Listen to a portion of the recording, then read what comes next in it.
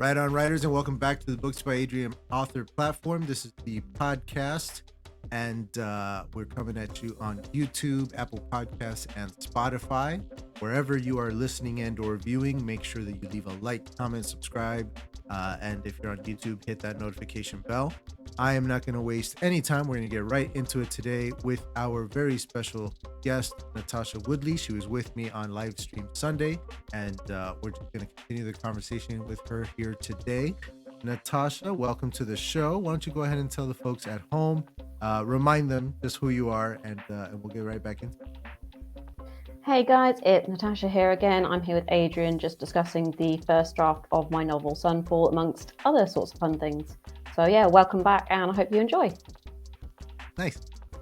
Painless. I like it. All right. So, when did you finish the first draft? I finished it, I think, 3 months ago. I left it to sit for a month, and then I've just been slowly editing it since. So yeah, about maybe July time, I think. I've got the exact date noted down in my phone, but I can't be bothered to look at that at the moment. Of course. That's awesome. I remember that being a really kind of intense moment for me anyway. Finishing that first draft, sort of like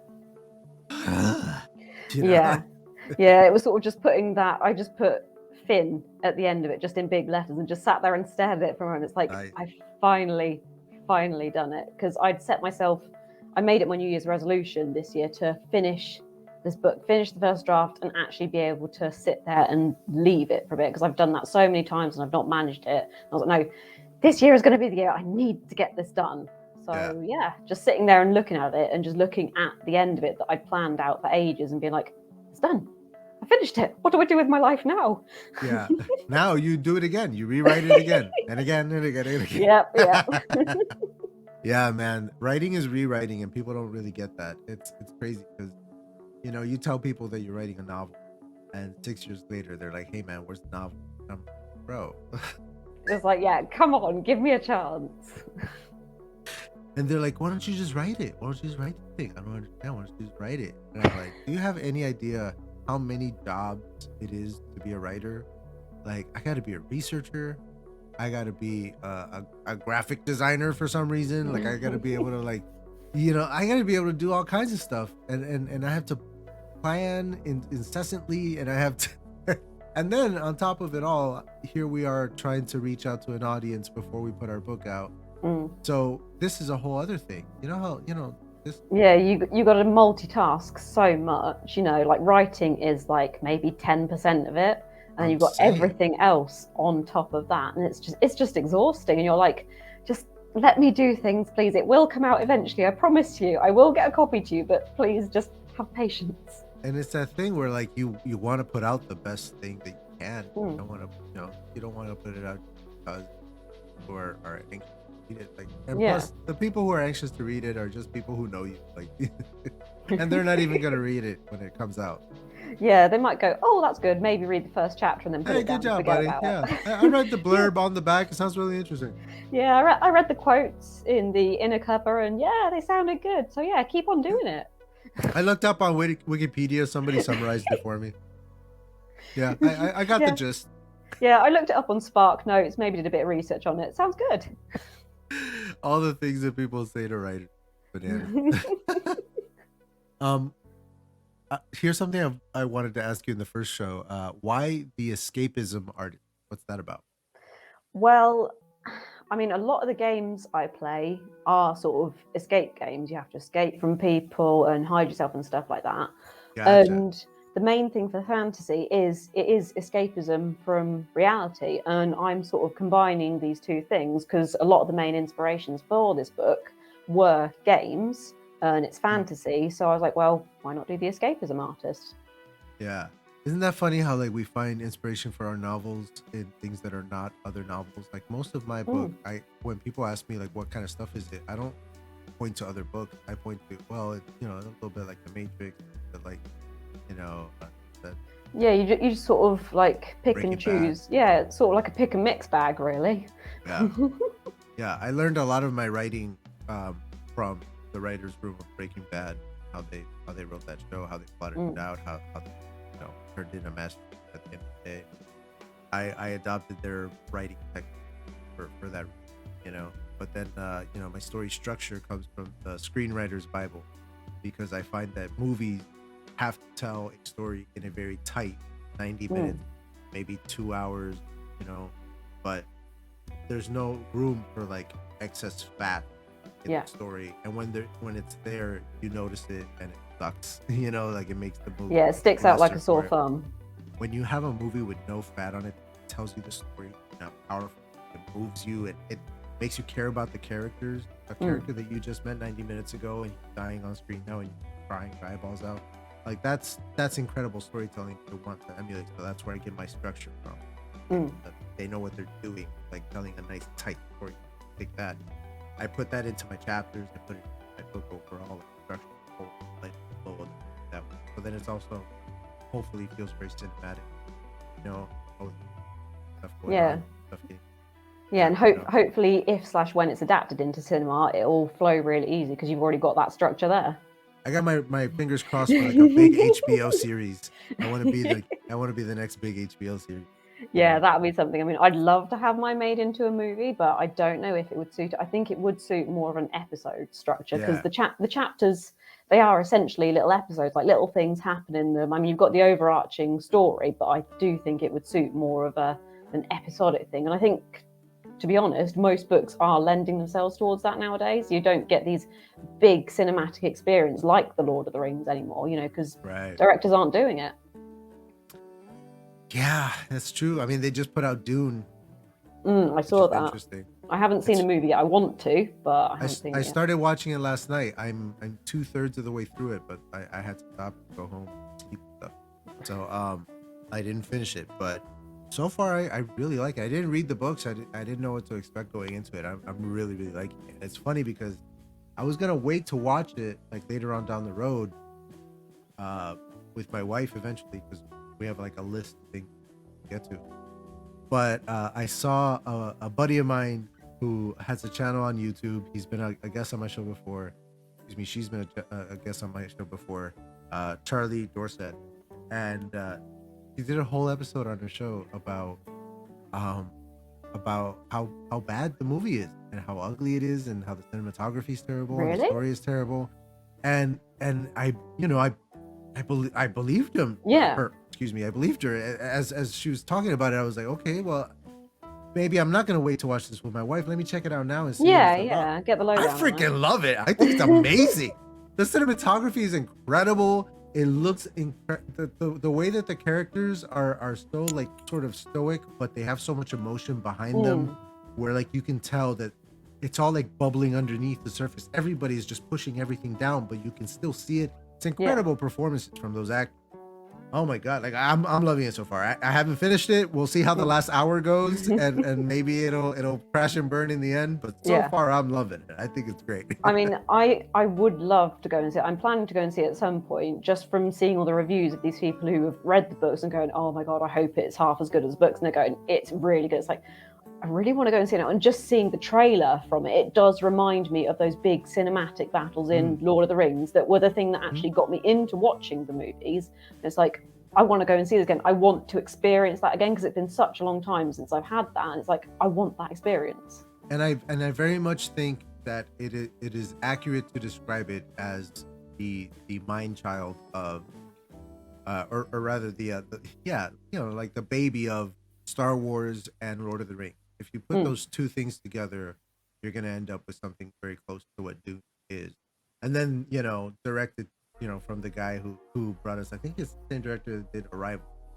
Like I think so. Yeah. I mean, I haven't seen that film, God, but so amazing. I might watch it now. But I've seen the trailer for it, and like the music itself is amazing. I mean, that's half of what gets me into films is the soundtrack. If the soundtrack is good, then I'm probably going to watch the movie, if only to hear it in like the big cinema and see it on the big screen with the music behind it.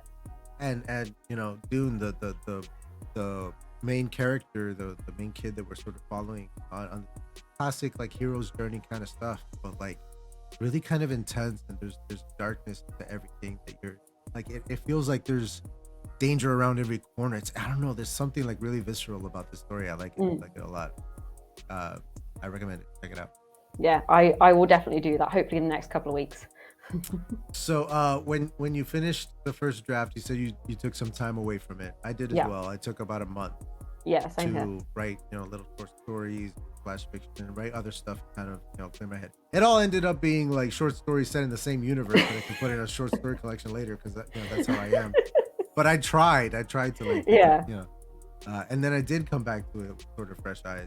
And one of the things that I did differently as I started editing was, when I was writing the book, I was, for the most part, writing it chapter by chapter, just following the outline, going chapter by chapter.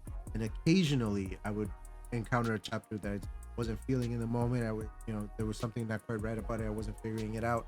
So I would set that chapter aside and go way forward to something else that happened, a big moment that I was looking forward to. And that would get like creative juice flowing, writing a big, exciting chapter, and then going back and again, going in the order.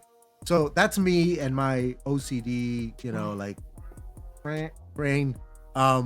As a pantser, do you bounce around a lot, or is it all like linear? Like I'm actually quite structured, to be honest. And in your editing as well. I just wrote chapter by chapter. I did sort of bounce around, but only in my head. Sort of, if I was bored of a bit, I'd go forward to a bit that I was looking forward to, plan that out a bit more. But writing wise, I just write it out chapter by chapter. And if I got stuck, I'd leave it. And then I'd come back to it with a fresh set of eyes and be like, okay, I'm happy to do this now. Editing wise, I'm doing the same. I'm going chapter by chapter. So what I did, first of all, I did a full read through of it, top to bottom, just to sort of get the general gist and see if the actual story made sense. And what I'm doing now is I'm doing it again, editing chapter by chapter. So I'll do a read through of the chapter, just looking at things, making comments on the side, not really changing too much, just going, is the general story going all right? Does it make sense? Do I need to change what's happening in it? And then the second edit of that chapter is where I just gut it if I need to. So I basically just delete everything that needs deleting, change it if I need to, and I don't pay much attention to the story itself. I just do structure. Yeah. And then the third read through of the chapter, I just, again, skim the surface. Does it make sense now that I've changed it? Do I need to put things back in? And then I move straight on to the next one. So it just has this sort of flow to it. See, I do those same like layers of editing, but on the whole, I don't do them by chapter. So I'll go like, as far as editing anyway, is I'll edit the entire book for its structure. For example, for the story structure, for the pacing, and I'll go back and I'll re-edit again for characterization, dialogue, and stuff like that. And I'll re-edit again, like never-ending process. Never-ending process, indeed. Yeah. Non-writers don't get it. I know, that's the thing. They always go, "Oh yeah, it's easy writing the book. You just write some words down, beginning, middle, end." My favorite is when they go, "Oh, I have a whole novel already written in my head. I just have to write it down. Eventually I'll get around to it and I'll write it down." It's like, yeah, good luck with that, because we've already written it, and it's not just writing. Yeah. I just gotta write it down. It's all up here. Just gotta put it down. I mean, there's a good saying that I really took a liking to. So writing a novel is like having a lake in your head. Really amazing lake, beautiful scenery, animals, people, everything around it. And trying to explain to people that you're writing it is like trying to say to them, yeah, I'm using a teaspoon to spoon this lake out of my head and onto the paper, and it will be done. It will be, and everything's going to look amazing. It looks amazing in my head, but I've got to use a teaspoon for it. That's beautiful, man. I'm going to start using that. That makes absolute sense. Because sometimes, man, when you're stuck on, like, you can get stuck on a sentence and just be like, how do I word this thing? Like, teaspoon, a lake. Yeah, one of the great things. Lake Michigan. For sure.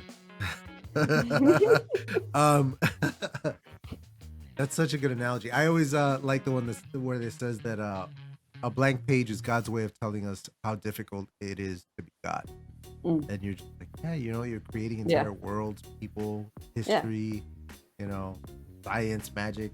like Yeah, language. and then you've got to stick to those rules of magic and science and the rules of language and stuff, and you've got to sort of Yeah, catch yourself and go, wait, does this make sense, or have I crossed over myself? You know, and yeah. that is such a pain, That's honestly. that's one of the big things in my editing right now. Right now, for this edit of my first draft, the thing that I did differently for this one, since I have three main characters with three full complete story arcs, I'm editing each one at a time. So right now I'm on Faye. She's like the hippie chick. She's also like kind of witchy. She's the fantasy element in my sci-fi fantasy novel. She's the one that kind of magic, and hers has there's like tangled web of magic stuff in the middle that I just have to Yeah, figure just out. rip apart. Like I gotta make this magic like really work, because that's the Yeah, first thing people are gonna be like, hey man, is that yeah, a hard magic system or a soft magic system? yeah, And they want like yeah. every little like, Yeah, bro, and relax, it's yeah, magic. they'll figure out the system, and then they'll inevitably see where you've tripped and go, oh no, you can't do that Oh according to your rules, and you'll be like, yeah, you can, as I say you can, because I'm the author. this guy doesn't know what he's doing.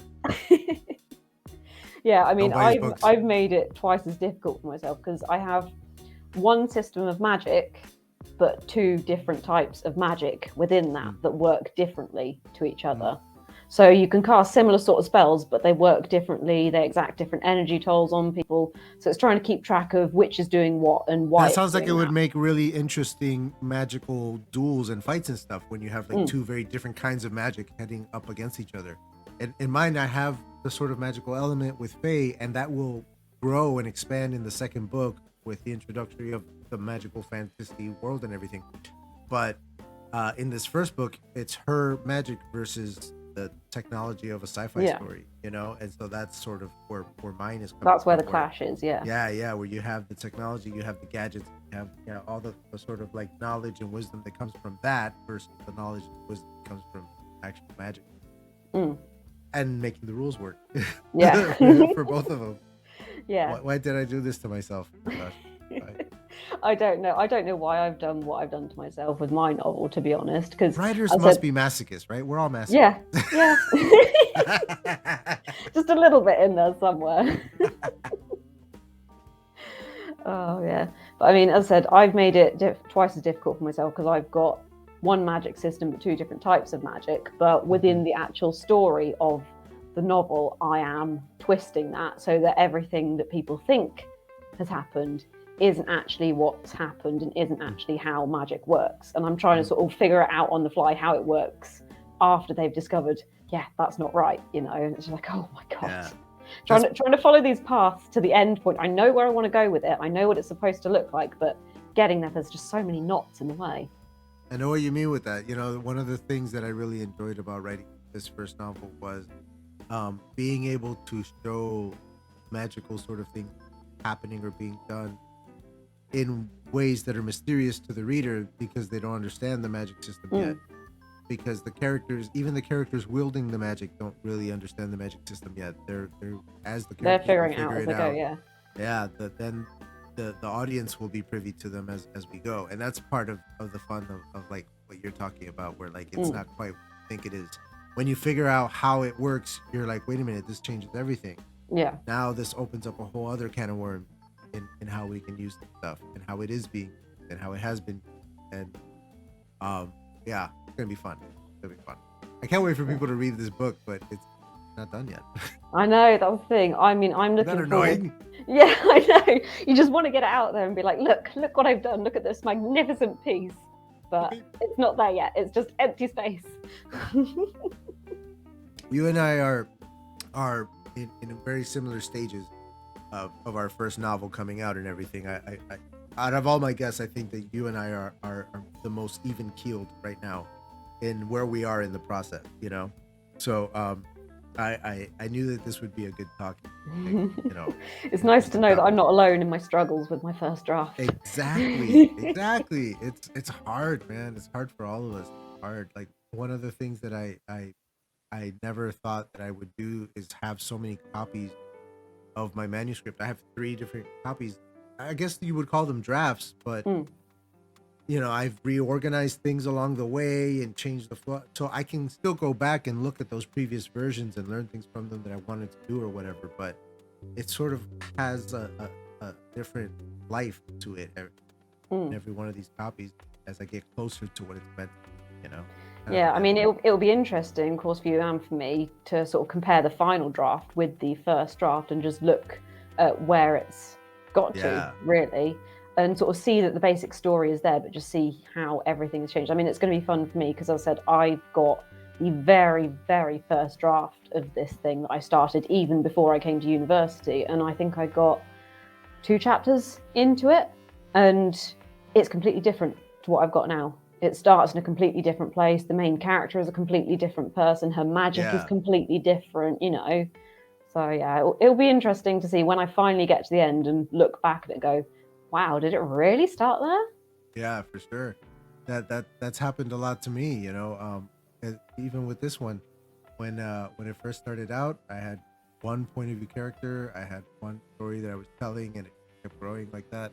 But the really crazy thing is like you said, going back to those earlier drafts, like one of the first things that had to change in my edit was when I started the first real chapter, not the prologue, but the first chapter after that. We're introducing our first, main character, and I chose to introduce her at the start of her day, going into work and tie into this whole like thing that she's running late, have that the driving force, getting her to work and meet everything there. And one of my critique partners, man, one of the first things they told me, it was like you got to start it where the action is, right? You got to start getting all the stuff from her superiors, getting her first case. That's the stuff we want to see. Start there. It's like because you can always start an average day in the middle of the book, once they're established and you actually want to follow these characters rather than at the start. And it's like, sort of comparing it to real life, it's like, this person's starting another day. Do I really want to carry on with this? Yeah. I mean, that's what I've done with my novel. I started it right as my main character discovers something is going on that really shouldn't be going on and that they don't know about, even though her and the guild have eyes and ears everywhere. They don't know this is going on. And they're like, okay, we need to go and sort this out. And the first draft, it started way before that. And just reading back through it, it's like, I'm not interested in that, It's like I can bring that in later. I can bring in her relationships with other people, what she thinks of other people, how she goes about stuff later on. Exactly. And it's funny how much it changes in the edits, but then also like the whole critique partner thing is an interesting part of the process too. The sort of like insights that you never saw, like the one with my buddy talking about Harley being this character that his favorite character, that she was in one scene, maybe 2 scenes, had like 3 lines, and it was his favorite character of the chapter.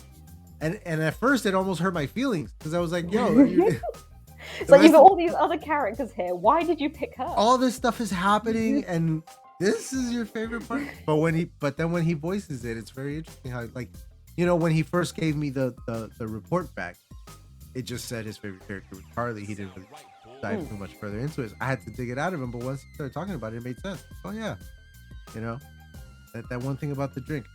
Now, we were talking earlier about knowing, like the beginning and the end, and being lost in the middle, so to speak, and the connective tissues and everything. I think I'm gonna get way more specific in the middle section on my outline for the next 2 books, because it's even in the edit, like even after finishing the first draft, the edit, it's still the biggest challenge in that middle section, and I just feel like it's gumming up the works, taking up too much time, and I would rather be more heavily prepared for it next time. Yeah, I mean, I'm the same. I know where I'm starting the sequel. I know what needs to happen. I know exactly what's going to happen at the end. But the middle is still sort of hazy details at the moment. I know roughly what I want to do with it, but there's so much that I can fit into it or take out of it. It's like, where do I go? So it's almost like you're starting at one end of a lake on a nice solid pier, and then you have a boat, that you get into, but it's not got an oar. You've got to paddle across it with your hands, and sometimes you misdirect it, sometimes you accidentally go backwards, sometimes the current catches you, and then the ending is the pier at the end that you eventually get to. All right. That's 2 for the episode. So now the comment section down below needs to incorporate for us a lake-related analogy for writing. We've got 2 so far. I want to see how many we can get in the comment section. A lake-related or a body of water-related analogy for writing. I mean, I've got a tree-related one too, if you want to do one like that. Don't come up the works. We have a perfectly good theme running right now.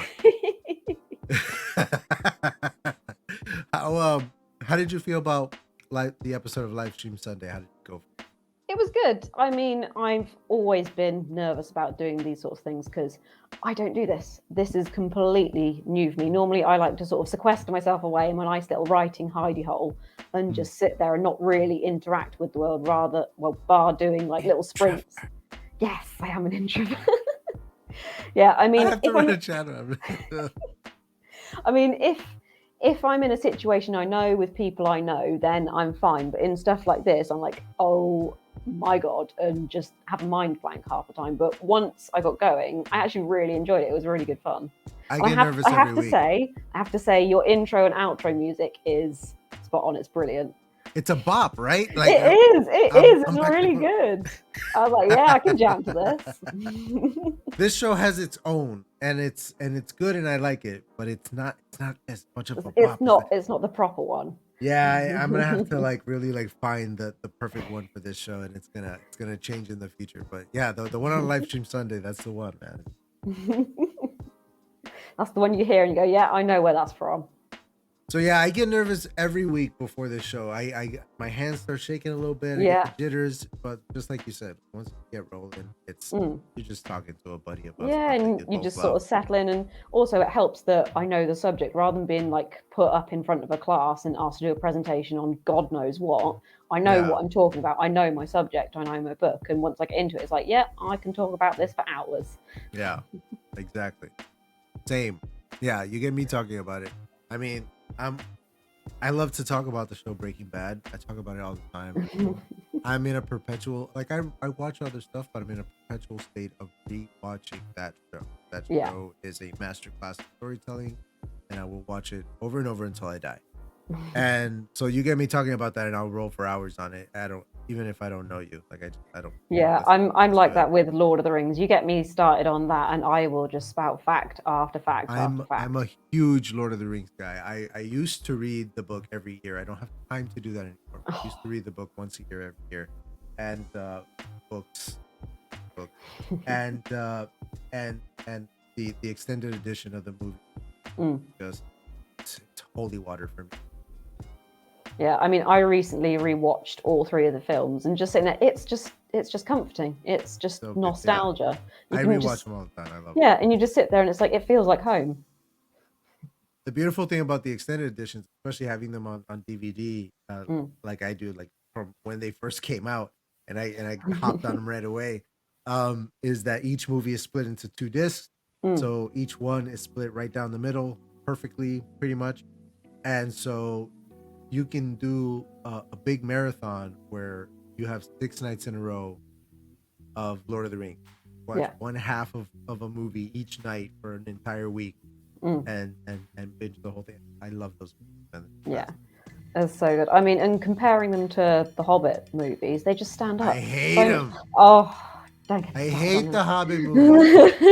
And I hate Peter Jackson for making them. I don't mind the first one. The first one was okay. There were a lot of things I would have changed about it. It should have only been 1 movie. I mean, two at a push, at an absolute push. When he first announced that it was going to be 2, before he announced that it was going to be 3, when he first announced that it was going to be 2, I already knew that it was doomed. I was like, no, the Hobbit is a children's book. And it's short and sweet and fun and exciting and silly. It's 1 movie. You can do all of that into 1 movie. cut it. And if you want to do Silmarillion stuff, then do the Yeah, Silmarillion go later for it. on, Yeah. and do that, you know, with as many Yeah. movies as you want. Do But 12 with movies for the Silmarillion. something as well known as The Hobbit, don't Come on. do stuff like to be honest, I don't blame him as much as I would, because he did take over sort of halfway through the project That's from the true. previous director, and from reading what he had to do, he was basically thrown straight into filming and rewriting I feel scenes like one on of the the fly. biggest drawbacks from him having to take it over like that so last minute is that he ended up with a lot of CG background and Yes. not real sets like he Yeah. used to. But I would go back to, well, then maybe you shouldn't have beefed it up to 3 movies, dude. If you were Yeah. taking it over last Yeah, minute, I maybe mean you should have that only was done his, the one. that was entirely his decision. The other director didn't choose to do that. He was only doing 2, whereas Peter Jackson was like, no, we're doing 3. You know, Hubris. and in a way that relates to doing first drafts of books. Don't push it too much. If you think you can stretch it out into 2 and it will work, do it, but don't fill it out too much. Otherwise, you're just going to bore your readers to death. Yeah, I think one of the beauties of doing my series is as it grew on me from what I thought was a short story to a novel to a series, was I think about that a lot, about how you need places for your story to go in the sequel. You need arcs for your character. If you give your character a full hero's arc in the first one, where do you take them in the second one? Yeah. And so one of the things that I like playing with is different story structures for my 3 main characters. I have one who is doing a classic like hero's journey, you know, the whole like 12 points or whatever it is of hero's journey. I have another one who's a straight up tragedy, unfortunately, or tragedy. And so that character has more of a triangle shaped story where the most exciting stuff is in the middle and then kind of a dive after that.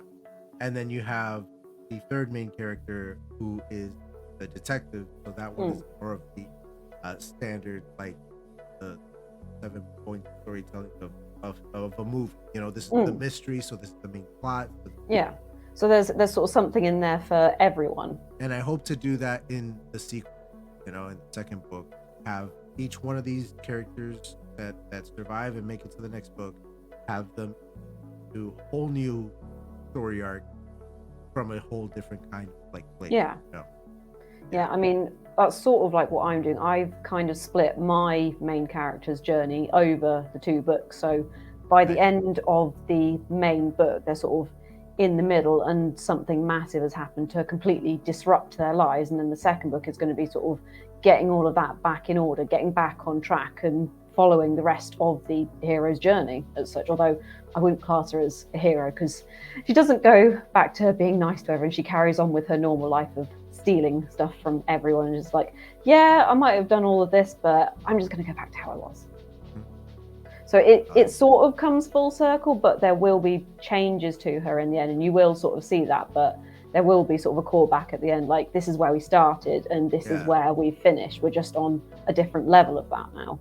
We were talking last week with my guest on Live Sunday last week. It might have been during the podcast, but we were talking about, or I was talking about anyway, how one of the things that I was very conscious of is when I see a movie or read a book or whatever that amazing, the first one, and great, and then maybe it was never intended to be a series, but it became so popular that all of a sequel. Again, book, movie, TV show, whatever.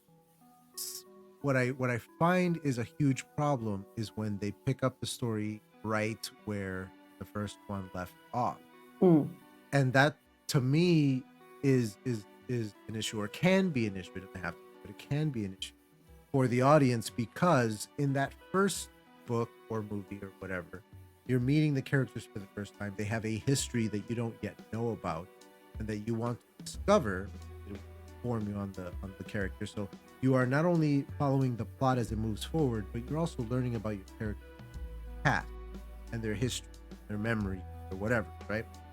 And that's how character is sort of unveiled, right? And when you start the next outing of the story right where the first one left off, there's no hidden history anymore. No. We're picking up exactly where we left off, and anything that we didn't cover in the first story that you now want to bring in is going to stick out as, well, why didn't we know about this before? Why wasn't it relevant before? How is this all of a sudden relevant now? That kind of thing. It tends to be rocky for the audience in my experience. So one of the things that I set out to do is to put a nice big time jump in between each novel, so that every time you start a new novel, even if you're starting with a character that you've seen before, they have been changed. They have had time away from something has happened to them that you're going to have to discover through the course of the novel. So you still have the element of the audience wanting to follow them to discover what that change is. Exactly. And it's usually in there that you'll find a new arc for your character. Whereas if you pick up right where they left off, a lot of times the other problem is folks don't have a real new arc for them. You already gave them a hero's journey. What are you giving them now? You know?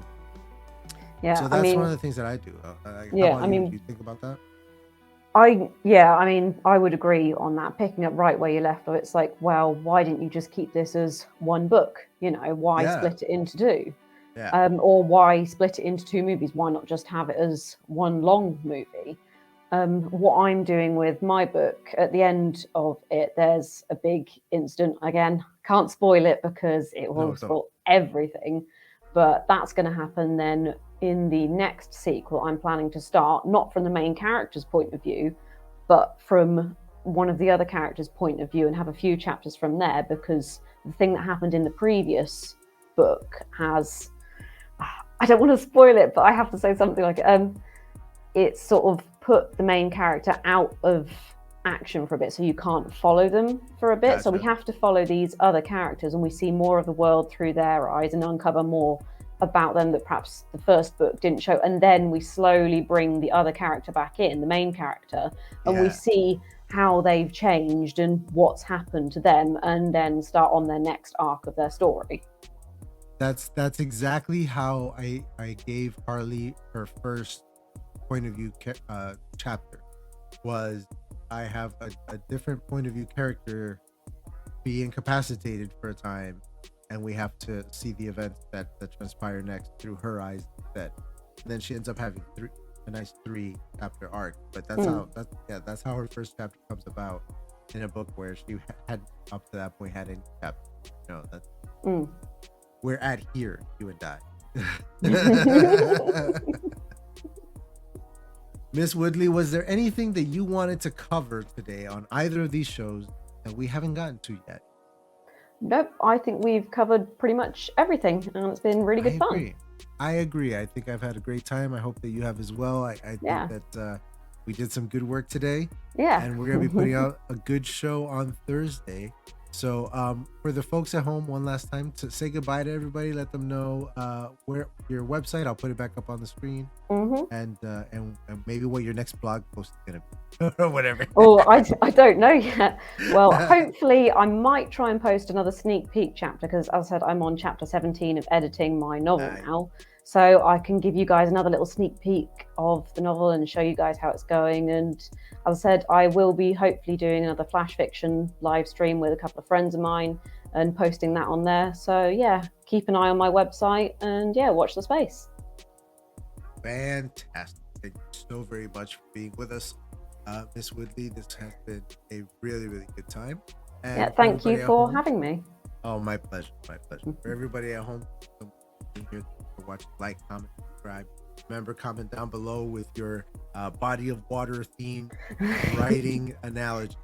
That's what we're looking for in the comments today. Whatever I said, get that. All right, guys. Thank you so much. Thank you again. And I'll see you guys next time. Live stream Sunday. This Sunday is going to be the one, the only, the queen of flash fiction, Bethany Votah, here to talk about her first novel and her short story collection and her other short story collection and all the crazy stuff that she's been up to. This chick is making moves, y'all. All right. Thank you so much. We'll see you guys then. And we're out.